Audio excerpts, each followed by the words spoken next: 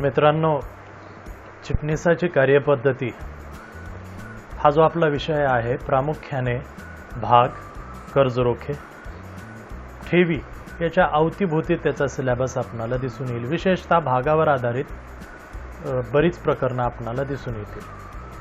आपण ऑलरेडी मागच्या व्हिडिओमध्ये भाग म्हणजे काय, भागाचे प्रकार पाहिलेले आहेत.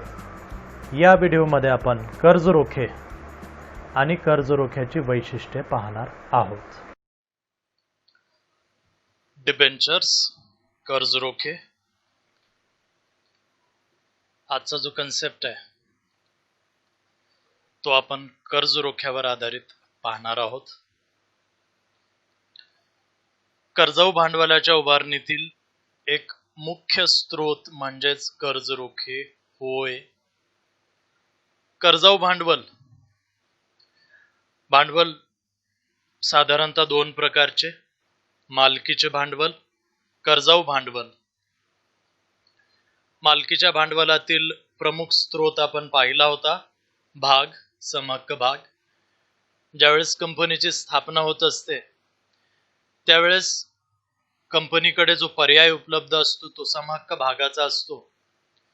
कंपनी जनतेला समहक्क भागांची विक्री करते आणि आवश्यक असणाऱ्या भांडवलाची उभारणी करून कंपनीची स्थापना होते. पण कंपनीच्या भांडवलाची गरज तिथेच संपत नाही. कंपनी असा व्यवसाय प्रकार आहे ज्यांना सतत भांडवलाची गरज भासत असते.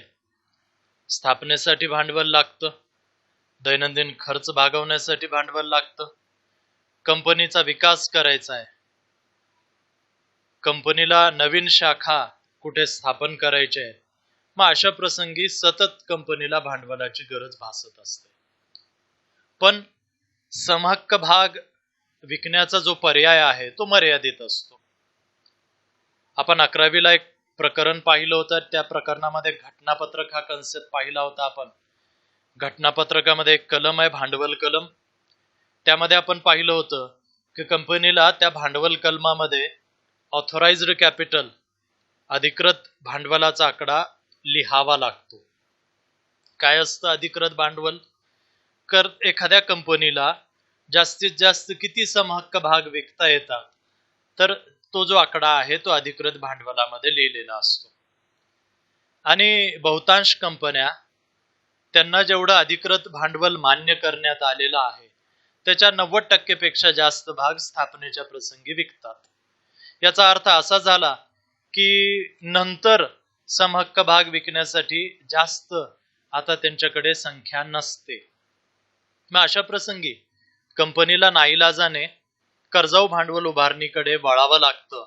कर्जाऊ भांडवल उभारणीमध्ये सुद्धा कंपनीकडे अनेक पर्याय उपलब्ध आहेत. त्यातील सर्वात प्रमुख जो पर्याय, स्रोत, मार्ग आहे तो आहे कर्ज रोखा, डिबेंचर.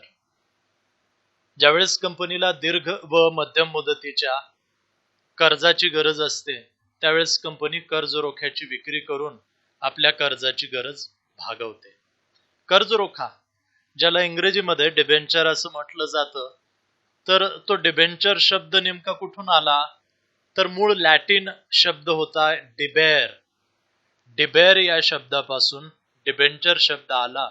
डिबेरचा अर्थ होता ऋणी असणे आणि डिबेंचर म्हणजे कर्ज रोख्याचाही अर्थ आपण पाहत आहोत. पुढेही त्याच्या व्याख्या आपण पाहणार आहोत की ज्यावेळेस कंपनी लिहून देते की आम्ही कर्ज घेतलेला आहे, आम्ही ऋण घेतलेला आहे, तर त्या दस्तऐवजाला कर्ज रोखा असं या ठिकाणी म्हटलं जातं. कर्ज रोख्याची व्याख्या आपण या ठिकाणी पाहणार आहोत. पहिली व्याख्या जी आहे ती भारतीय कंपनी कायदा 2013 कलम 2 उपकलम 30 मध्ये देण्यात आलेली आहे की कर्ज रोखा या शब्दामध्ये कर्ज रोखे, साठा, बंधपत्रे तसेच इतर प्रतिभूतींचा समावेश होतो ज्यासाठी कंपनीची एखादी मालमत्ता तारण ठेवलेली असते किंवा नसतेही. आता याचा अर्थ काय तर कर्ज रोखा म्हणजे असं कोणतंही कर्ज जे कर्ज रोखे, साठा, बंधपत्रे यांच्या नावाखाली कंपनीनं घेतलेलं आहे आणि ते कर्ज घेत असताना कंपनीने आपली एखादी मालमत्ता तारण ठेवली असेल तरी ते कर्ज रोख्यामध्ये त्याचा समावेश होतो आणि असं कर्ज घेत असताना मालमत्ता तारण ठेवलेली नसेल तरीही त्या कर्जाचा समावेश कर्ज रोख्यामध्ये होतो. त्यानंतर दुसरी एक व्याख्या या ठिकाणी देण्यात आलेली आहे, सोपी व्याख्या आहे की कर्ज रोखे म्हणजे असा दस्तऐवज जो कर्ज निर्मिती करतो किंवा कर्जाची पोच देतो. कंपनी ज्यावेळेस कर्ज रोख्याची विक्री करते, जो खरेदी करणारा कर्ज रोखे धारक आहे त्याला पुराव्यासाठी, सुरक्षिततेसाठी कंपनीकडून एक कागदपत्र, एक दस्तऐवज देण्यात येते. त्याला म्हटलं जातं कर्ज रोखे प्रमाणपत्र, कर्ज रोखे दाखला. मग एकंदरीत कर्जरोखे धारकाने कंपनीचे कर्ज रोखे खरेदी केलेले आहेत, कंपनीला कर्ज दिलेलं आहे आणि त्याची पोच म्हणून कंपनीने त्या कर्ज रोखे धारकाला पावती दिलेली आहे, दाखला दिलेला आहे, प्रमाणपत्र दिलेलं आहे. म्हणजे परत या ठिकाणी आपण म्हणू शकतो की तो जो दस्तऐवज आहे ज्याला कर्जरोखा आपण म्हणतो त्याद्वारे कंपनीने कर्ज घेतलेला आहे आणि त्याची पोच दिलेली आहे. त्यानंतर तिसरी जी व्याख्या आहे, कर्जरोखा हा कंपनीने धारकास दिलेला कर्जाच्या पुराव्याचा दस्तऐवज असून साधारणपणे कर्ज घेऊन एखादी मालमत्ता तारण ठेवलेली असते. आता ज्यावेळेस कंपनी कर्ज घेते कर्ज रोख्याच्या स्वरूपात, आता जो बदल कंपनी कायद्यामध्ये झालेला आहे त्यानुसार कंपनीला आता आपली मालमत्ता तारण ठेवणं बंधनकारक आहे कर्जाच्या सुरक्षिततेसाठी. त्यामुळे कंपनी कर्ज घेत आहे आणि या विश्वस्ताकडे आपली मालमत्ता तारण ठेवत आहे. मग अशा प्रकारचं कर्ज आणि त्याद्वारे जो दस्तऐवज संबंधिताला दिलेला आहे तो दस्तऐवज याला कर्जरोखा असं या ठिकाणी म्हटलं जातं. त्यानंतर आपण कर्जरोख्यांची काही वैशिष्ट्ये या ठिकाणी पाहणार आहोत. त्यामध्ये पहिलं वैशिष्ट्य आहे वचन. कर्जरोखे म्हणजे त्यावर नमूद केलेली ठराविक रक्कम कर्जाऊ घेतल्याचे वचन. आता परत तोच कन्सेप्ट की कंपनी कर्जरोखे विकत आहे, कर्जरोखेधारक कर्जरोखा खरेदी करत आहे आणि कंपनीनं जी रक्कम घेतलेली आहे त्याच्या सुरक्षिततेसाठी कंपनी त्या कर्जरोखेधारकाला दाखला देते, प्रमाणपत्र देते. त्यावर एक प्रकारे कंपनीनं वचन दिलेलं असतं. काय वचन दिलेलं आहे की कंपनीने या संबंधित कर्जरोखेधारकाकडून कर्ज घेतलेलं आहे आणि त्या कर्जाची परतफेड कंपनी ठराविक कालावधीनंतर करेल. या प्रकारचं वचन त्या कर्जरोखे दाखल्यामध्ये दिलेलं असतं. त्या वचनाचं पालन कंपनीला करणं बंधनकारक आहे. त्यानंतर दुसरं जे वैशिष्ट्य या ठिकाणी आहे कर्जरोख्याचं जे आहे दर्शनी मूल्य. कर्जरोख्याचे दर्शनी मूल्य जास्त असते तुलनेने. आता कोणाच्या तुलनेने? ज्यावेळेस कर्जरोख्याच्या दर्शनी मूल्याची तुलना समहक्क भागासोबत होते, अग्रहक्क भागासोबत होते, मग अशा वेळेस दर्शनी मूल्य कर्जरोख्याचं जास्त असतं.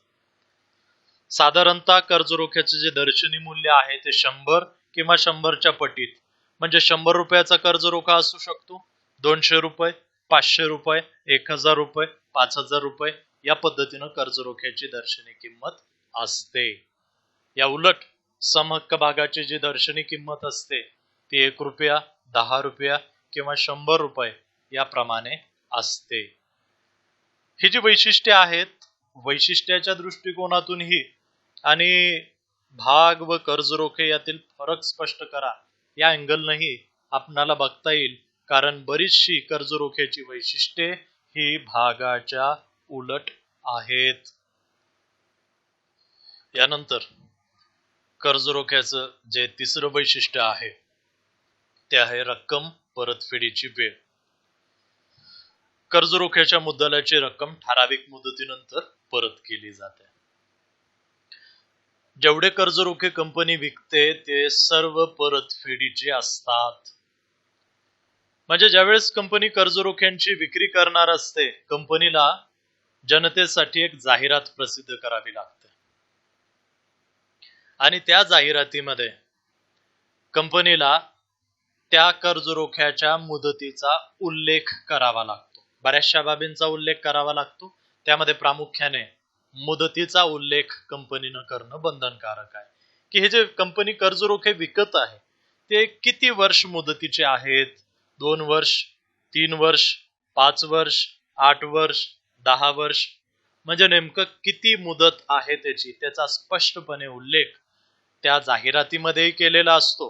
आणि कर्जरोखा खरेदी केल्यानंतर कंपनी त्या कर्जरोखेधारकाला जे कर्जरोखे दाखला पाठवते त्यावरही परतफेडीच्या मुदतीचा, तारखेचा उल्लेख कंपनीने केलेला असतो. कंपनीसाठी ते बंधनकारक आहे. त्यानंतर कर्जरोख्याचं जे चौथं वैशिष्ट्य आहे ते आहे परतफेडीसाठी प्राधान्य. कंपनीच्या इतर दावेदारापेक्षा कर्जरोखेधारकांना भांडवल परतफेडीसाठी प्राधान्य दिले जाते. कर्जरोखे विशिष्ट मुदतीचे असतात. उदाहरणासाठी एका कंपनीने 5 वर्ष मुदतीचे कर्जरोखे विकलेले आहेत, पण दुर्दैवानं ते 5 वर्षाचा कालावधी संपण्या अगोदरच कंपनीचं विसर्जन होत आहे, कंपनी बंद पडत आहे. मग अशा वेळेस कंपनीला रक्कम परत करायची आहे. त्या रकमेसाठी अनेक दावेदार आहेत. कंपनीचे कर्मचारी आहेत, अग्रहक्क भागधारक आहेत, समहक्क भागधारक आहेत, ठेवीदार आहेत, कर्जरोखेधारक आहेत. अशा अनेकांना कंपनी पैसे देणे लागते. आणि जर कंपनी तोट्यात असेल तर सगळ्यांना त्या रकमा त्यांच्या मिळणार नाहीत. यामुळे जो अगोदर आहे त्या सर्व दावेदारामध्ये ज्याचा पहिला दावा असेल त्याला 100% रक्कम मिळणार आहे. आणि कर्जरोख्याचा दावा सगळ्यात अगोदर असतो. पहिला दावेदार कोण आहे रक्कम परत मिळविण्यामध्ये? तर कर्जरोखेधारक आहे. कारण कंपनीने कर्जरोखे विकताना मालमत्ता तारण ठेवलेली आहे. मग मालमत्ता सोडवून घ्यायची आहे तर कर्जरोख्याची रक्कम अगोदर परत करावी लागते. म्हणजे कंपनी परतफेड करत असताना सगळ्यात अगोदर कर्जरोखेधारकांना परतफेड करते. त्यानंतर कर्जरोख्याचं 5वं वैशिष्ट्य आहे परतफेडीचे आश्वासन. कर्जरोखे दीर्घ मुदतीचं कर्ज आहे आणि ठराविक मुदतीत त्याची रक्कम परत करण्याची हमी कर्जरोख्यामध्ये दिलेली असते. आता कंपनी ज्यावेळेस कर्जरोख्याची विक्री करते त्यावेळेस कंपनीने वचन दिलेलं आहे, कर्जरोख्यामध्ये मुदत नमूद केलेली आहे, कर्जरोख्यामध्ये परतफेडीची तारीख दिलेली आहे. त्यामुळे जसा तो कालावधी, जशी ती मुदत संपते, कंपनी संबंधित कर्जरोखेधारकाला त्याच्या मुद्दलाची रक्कम परत करते. त्या प्रकारची हमी कंपनीने दिलेली असते. दुर्दैवानं जर कंपनीकडे परतफेड करण्यासाठी रक्कम नसेल तर अशा प्रसंगी साहजिक आहे कंपनीने मालमत्ता तारण ठेवलेली आहे, त्या माध्यमाने परतफेड कर्जरोख्यांची केली जाते. त्यानंतर पुढचं जे वैशिष्ट्य आहे कर्जरोख्याचं 6वं ते आहे व्याज. कर्ज आहे तर परतावा व्याजच असणार आहे.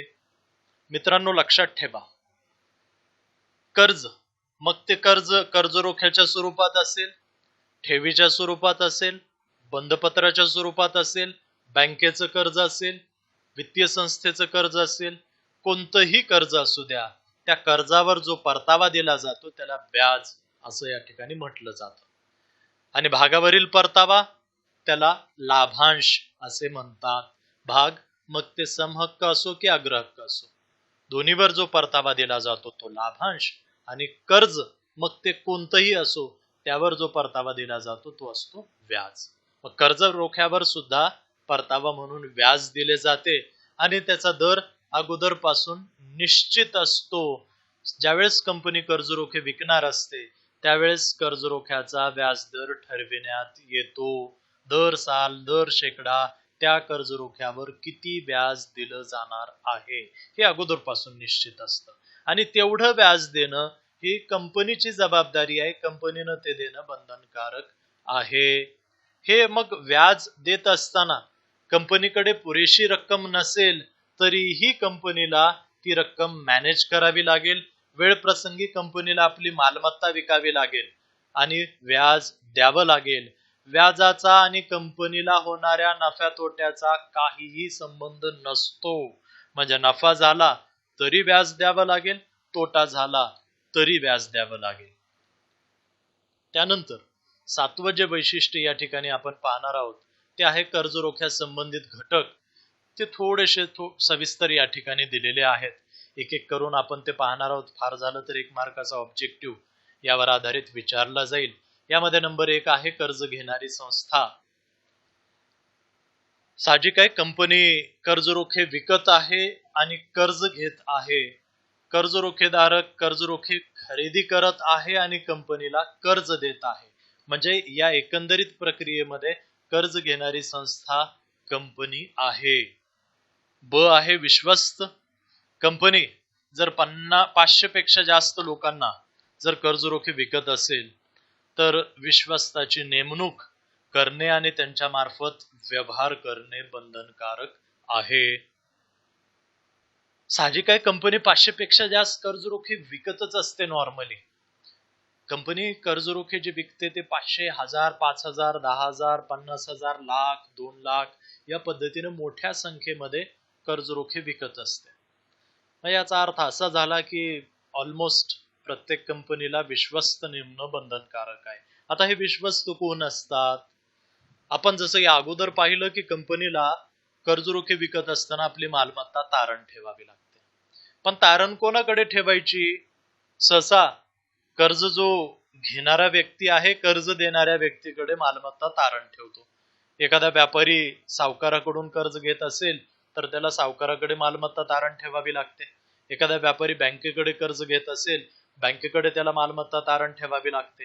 आता कंपनी जनतेकडून कर्ज घेत आहे कर्जरोख्याच्या रूपात, पण ते संख्येनं जास्त आहेत. त्यामुळे आता कंपनीला हे शक्य नाही की प्रत्येक कर्जरोखेधारकाला विशिष्ट किमतीची मालमत्ता तारण म्हणून देणे. संख्येनं जास्त आहेत, विखुरलेले आहेत देशभरामध्ये, जगभरामध्ये, आणि प्रत्येकाच्या कर्जरोख्याची रक्कम कमी जास्त आहे. त्यामुळे प्रत्येकाला मालमत्ता तारण म्हणून देणे कंपनीसाठी शक्य नाही. मग या प्रसंगी कंपनी आणि कर्जरोखेधारक यांच्या विश्वासातली एखादी वित्तीय संस्था, एखादी बँक, एखाद्या व्यक्तींचा समूह निवडला जातो. त्यांना विश्वस्त असे म्हणतात. त्यांच्याकडे कंपनी आपली मालमत्ता तारण ठेवते. त्यांची विश्वस्त म्हणून त्या ठिकाणी नेमणूक केली जाते आणि त्या सगळ्या प्रक्रियेमध्ये जो करार केला जातो मालमत्ता तारण ठेवण्याचा विश्वस्तासोबत, तर त्या कराराला विश्वस्त करार असं या ठिकाणी म्हटलं जातं. त्या करारामध्ये कंपनीचे कर्तव्य आणि कर्जरोखेधारकांचे हक्क नमूद केलेले असतात. यानंतर क आहे 7व्या मुद्द्यामध्ये कर्जरोखेधारक. ज्या पद्धतीनं भाग खरेदी करणारा भागधारक त्या पद्धतीनं कर्जरोखे खरेदी करणारा कर्जरोखेधारक. हा कर्जरोखेधारक कंपनीला कर्जाऊ रक्कम उपलब्ध करून देतो. त्यामुळे कंपनी त्या कर्जाचा पुरावा म्हणून त्याला कर्जरोखे प्रमाणपत्र देते. यानंतर कर्जरोख्याचं जे पुढचं वैशिष्ट्य आहे नंबर 8चं, ते आहे कर्जरोखे वाटपाचा अधिकार. 11वी पासून एक कन्सेप्ट आपण पाहत आहोत की कंपनीचे बहुतांश निर्णय सुरुवातीला घेण्याचा अधिकार संचालक मंडळाला आहे. गरज भासत असेल तर काही निर्णयामध्ये सभासदांची परवानगी सुद्धा घेतली जाते. परंतु प्राथमिक स्वरूपात ते निर्णय घेण्याचा अधिकार कंपनीच्या संचालक मंडळाला असतो. भाग विकायचे असतील, कर्ज घ्यायचं असेल, ठेवी स्वीकारायचे असतील किंवा कर्जरोखे विकायचे असतील तर हे सर्व अधिकार कंपनीच्या संचालक मंडळाला असतात. त्यानंतर जे पुढचं वैशिष्ट्य या ठिकाणी आहे कर्जरोख्याचं, ते आहे कर्जरोखे धारकांचा दर्जा. कर्जरोखेधारक हे कंपनीचे धनको आहेत. साहजिक आहे, जो कर्ज देतो तो धनको असतो, कोणत्याही प्रकारचं कर्ज असेल. आता कंपनीच्या दृष्टिकोनातून जर आपण पाहिलं तर कर्जरोखेधारकांनी कंपनीला कर्ज दिलेला आहे, त्यामुळे कंपनीचे धनको कर्जरोखेधारक असतात. त्या धनकोंना म्हणजे कर्जरोखेधारकांना निश्चित मुदतीने ठराविक कालावधीनंतर व्याज देणे आणि मुदत संपली की त्याची परतफेड करणे कंपनीसाठी बंधनकारक असेल. पुढचं जे वैशिष्ट्य आहे नंबर 10चं, मतदानाचा हक्क नाही. कंपनी कायदा 2013 कलम 71 उपकलम 2 मध्ये उल्लेख करण्यात आलेला आहे की कोणतीही कंपनी मतदानाचा हक्क असलेल्या कर्जरोख्यांचे वाटप म्हणजेच विक्री करू शकत नाही. आपण पाहिलेलं आहे की कंपनीच्या सर्वसाधारण सभांना हजर राहण्याचा आणि मतदान करण्याचा हा जो अधिकार आहे तो फक्त आणि फक्त कंपनीच्या समहक्क भागधारकांनाच असतो. इव्हन अग्रहक्क भागधारकांना सुद्धा तो अधिकार नसतो. मग कर्जरोखेधारक हे तर कंपनीचे धनको आहेत, त्यांना तो अधिकार नसणार आहे. पण एखादी कंपनी जर या प्रकारच्या कर्जरोख्यांची विक्री करत असेल जिथे त्यांना मतदानाचा हक्क आहे, तर असे कर्जरोखे बेकायदेशीर असतील, कारण कर्जरोखेधारक कंपनीच्या साधारण सभेत हजरही राहू शकत नाहीत, मतदानही करू शकत नाहीत. त्यानंतर कर्जरोख्याचं जे 11वं वैशिष्ट्य आहे ते आहे तारण. साधारणतः कंपनी कर्जरोख्यांची विक्री करत असताना आपली जी मालमत्ता आहे ती तारण ठेवते विश्वस्ताकडे त्या कर्जरोख्याच्या मुद्दल आणि व्याजाच्या सुरक्षिततेसाठी. त्यामुळे प्रत्येक कंपनीने जेवढे कर्जरोखे विकायचे असतील त्यापेक्षा जास्त किमतीची मालमत्ता तारण म्हणून ठेवणे बंधनकारक आहे.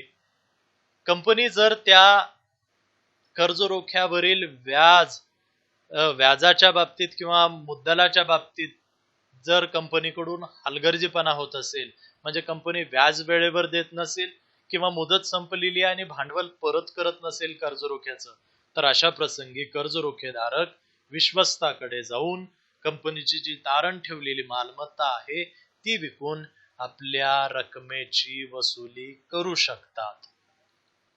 त्यानंतर कर्जरोख्याचं जे पुढचं वैशिष्ट्य आहे ते आहे जारीकर्ते. इशुवर शब्द कदाचित थोडासा वेगळा वाटेल तुम्हाला. जारीकर्ते म्हणजे नेमकं काय? कंसामध्ये इशुवर दिलेला, जारीकर्ते म्हणजे वाटप करते, विक्री करते. म्हणजे याचा अर्थ असा झाला की कर्जरोख्यांची विक्री करण्याचा अधिकार किंवा कर्जरोख्याची विक्री करण्यासाठी कोणत्या कंपन्यांना परवानगी दिलेली आहे. काही ठिकाणी सार्वजनिक कंपनीला तर परवानगी असते, पण खाजगी कंपनीला काही बाबतीत परवानगी नसते. पण इथे कर्जरोख्याच्या बाबतीत मात्र कंपनी खाजगी असो की सार्वजनिक असो, दोन्ही प्रकारच्या कंपन्या कर्जरोख्यांची विक्री करू शकतात. त्यानंतर कर्जरोख्याचं जे 13वं वैशिष्ट्य आहे ते आहे नोंदणी, लिस्टिंग ज्याला म्हटलं जातं. कर्जरोख्यांची विक्री करत असताना कंपनीने भारतातील किमान एका मान्यताप्राप्त भागबाजारामध्ये त्या कर्जरोख्यांची नोंदणी म्हणजे लिस्टिंग करणे बंधनकारक आहे. भागाच्या बाबतीत सुद्धा हाच नियम लागू आहे.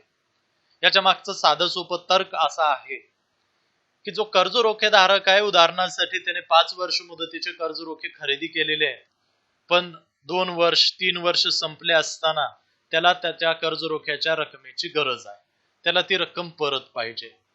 कंपनी कर्जरोख्याची मुदत संपल्यानंतर म्हणजे 5 वर्षानंतर परतफेड करणार आहे, पण याला 3 वर्षातच याची रक्कम परत पाहिजे. मग आता याच्यावर उपाय काय?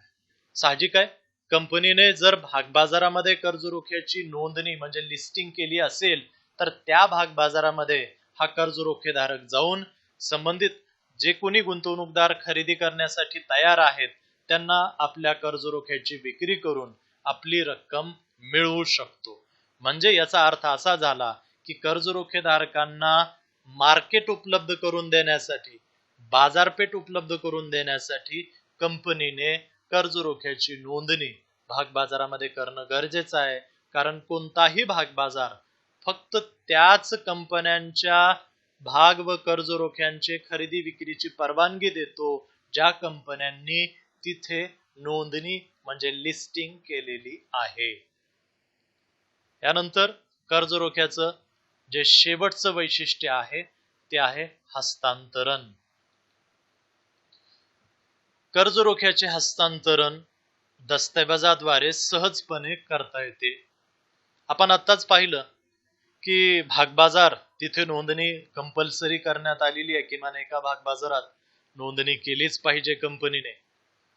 तर ती यासाठीच आहे की जर कर्ज रोखेधारकाला आपली रक्कम मुदत संपण्या अगोदरच पाहिजे असेल तर तो भागबाजारामध्ये जाऊन सहजरित्या त्या कर्ज रोख्याचे हस्तांतरण म्हणजे विक्री करून आपल्या रकमेची परतफेड करून घेऊ शकतो. म्हणजे तेवढी रक्कम तो कधीही हस्तांतरणाच्या माध्यमातून मिळवू शकतो. त्याला कंपनीकडे ती रक्कम मागत बसण्याची गरज नाही. तर एकंदरीत ही झाली कर्ज रोख्यांची 14 वैशिष्ट्ये. धन्यवाद.